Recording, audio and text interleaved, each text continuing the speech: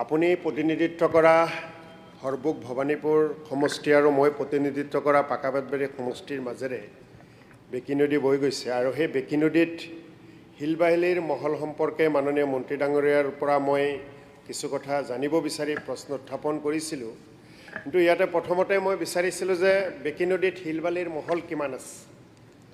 যি তথ্য দিছে সেই তথ্য কেৱল বৰ্তমান যিকেইটা তিনিটা মহলৰ নিবিদা দিয়া হৈছে সেইকেইটা মহলৰ দিছে, বাকী নামখিনি দিয়া নাই। গতিকে মাননীয় মন্ত্ৰী ডাঙৰীয়াৰ পৰা প্ৰথমতে মই মন্ত্ৰী ডাঙৰীয়াক জনাই থৈছোঁ যে চালমাৰা, জয়পুৰ, বালাভিটা আৰু ঘিলাজাৰী এইকেইটা বৈধভাৱে চলি আছে।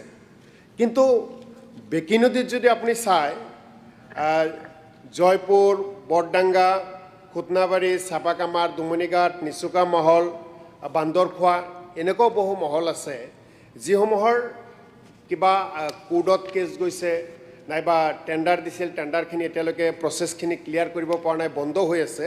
গতিকে সেই কথাখিনি ইয়াত উল্লেখ নাই। এতিয়া মোৰ প্ৰশ্ন হ'ল যে বেকী নদীত হিলবালিৰ মহল এই তিনিটা তেওঁলোকে চলাই আছে, বাকী যিখিনি বন্ধ হৈ আছে সেই বন্ধ থকা মহলসমূহত অবৈধভাৱে হিলবালিৰ খনন চলি আছে আৰু তাৰ পৰা এটা সিন্ডিকেট চক্ৰই গোটেই বেপাৰ বাণিজ্যখিনি কৰি আছে। মাননীয় অধ্যক্ষ ডাঙৰীয়াই এইবাৰৰ বিধায়ক নিৰ্বাচিত হোৱাৰ পিছতেই সংবাদ মাধ্যমৰ জৰিয়তে ৰাইজক আহ্বান জনাইছিল যে অবৈধভাৱে এনেকুৱা হিলবালি কৰোৱাৰ টাকসমূহ আমি বন্ধ কৰিব লাগে, ডাম্পাৰ আমি বন্ধ কৰিব লাগে আৰু এই খনন আমি বন্ধ কৰিব লাগে যি চৰকাৰক ৰাজহ ফাঁকি দি আছে। তাৰ কাৰণে অধ্যক্ষ ডাঙৰীয়াক আজি মই ধন্যবাদ জনাইছোঁ। কিছু শিথিল হ'ল।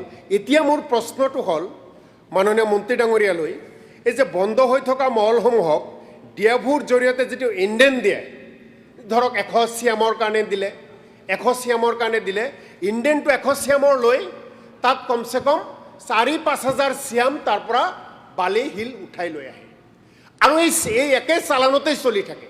গতিকে এনেভাৱে এটা ডাঙৰ সিন্ডিকেট চলি আছে আৰু গোটেইখিনি কাৰ্য বন বিষয়া আৰু পুলিচে ইয়াতে জ্ঞাত, তেওঁলোকৰ জ্ঞাতহাৰে এই কামখিনি চলি আছে।